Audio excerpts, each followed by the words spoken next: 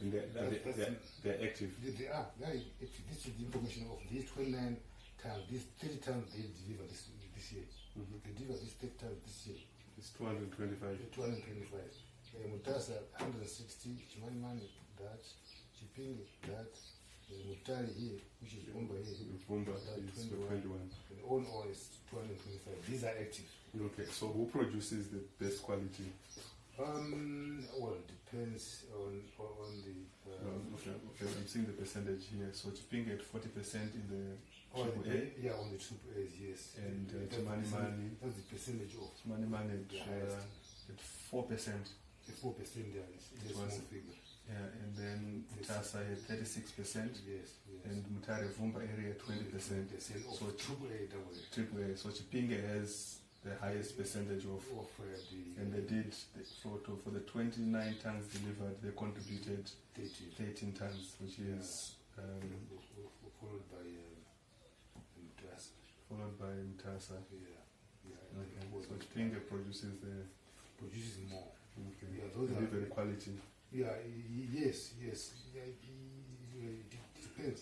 But otherwise, Chipinge is always higher. There are farmers who are producing more coffee. So, out of 200 and I'm just trying to do a quick math here. 225 farmers with 400 hectares, let's say, have delivered 30 tons. But if you are working with an average production of say 1.5 tons, effectively, if they are in full production, they should be delivering 600 tons. They like their coffee and they understand it. Support. Because what I liked about Mr. Chitora, he had his grandson with him. So you can see an element of passing down the knowledge. That young man, what was his name? Jabu. Jabu was there, and he was always referring to him with questions. Yes, or even down there on the valley. That's what they do. They just pass it down to they are doing it now. We encourage them to do that because when he's gone, that old man, no one will be interested in coffee. So you've got an understudy. Yeah, he's the guy who has done the roasting. Oh, fantastic. Yeah. Fantastic. I put him up to that. So I'm doing the task question with him. He's actually taking notes, so he's getting there. So to support the industry, how many people like yourself do you think are needed to have, so that if we need to have this, to start with 225 farmers active, to boost their production from 30 tons which they delivered this year to 600 tons which they can deliver? How many people like you to support, especially in the field, in terms of making sure the quality is maintained and production is at the maximum? How many people would you say are needed? Extension officers, well, we need at least 2 or 1 extension officers to always remind the farmers to get to the job moment by moment, because sometimes they forget. They need to be reminded that this time is time for picking. You need to do that. This time is it's time of pruning, all that. So if they are getting that sort of support, things going well. So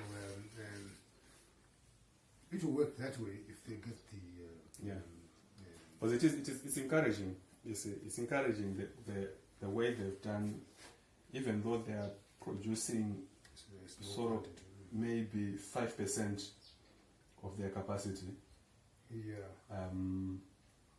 But the quality they're managing to so if we scale up, and then we maybe stagger to say we are now targeting production this next season from 5%, we want 10% of capacity, then we want 20%, and then maybe after 5 years we are doing 60% also of capacity. I think we'll be getting somewhere. Yeah, I think that way will work. So who is funding nurseries? Are they are doing by themselves. They just themselves individually as well. Individual. They are some farmers like Nakuchina in Holy Valley. here in Fumba, they do it. They just do the necessary by themselves. They just do it by themselves. Then they maintain that they buy the seeds from a specific farmer who is actually created.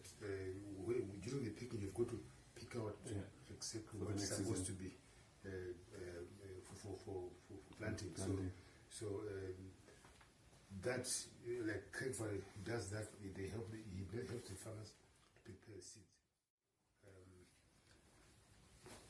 A guy in Chipinge, he does the seeds as well. So they will do it by themselves, and then they put the lesser down, and then. So in that regard, would it help if somebody just focused on the necessary for them to say, okay, you farmers, you are there, and this person is going to just do necessary. Yeah, that can do. And then you come and get your for planting. Yes, yeah, that would do. And also the research station, coffee research, you used to do that as well. They can do that, but not. Is that where Kuchwayo was? Yes. Yeah, I met with him at the Ministry of Agriculture. Yeah. Oh, right, okay.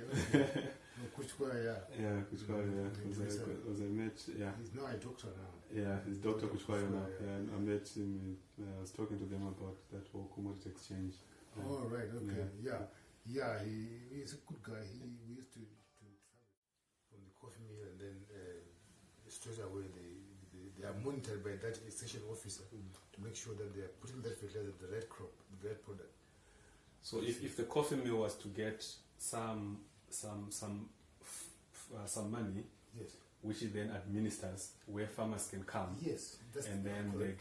they get that's correct. finance, they put it into the field, and then they deliver the coffee, yes, and then part of the coffee pays back the finance, yes, and they get the difference. Yes, that would work. That is the best. That's proper way. Yeah, that's the best. Okay. Because giving each individual it's expensive. Yeah, very expensive because even Mr. Sora, I mean, if he's going to buy his own fertilizer, yeah, and two bags, 3 bags here, it becomes very expensive. Yeah. Because so even the coffee mill can even administer the inputs themselves, the distribution with the warehouses. Yeah, they come and collect, and they come and even the financing of it doesn't have to be money. It can be by way of inputs. Yes. You see that shed there? That shed, that red shed, used to be a fertilizer shed for these commercial farmers.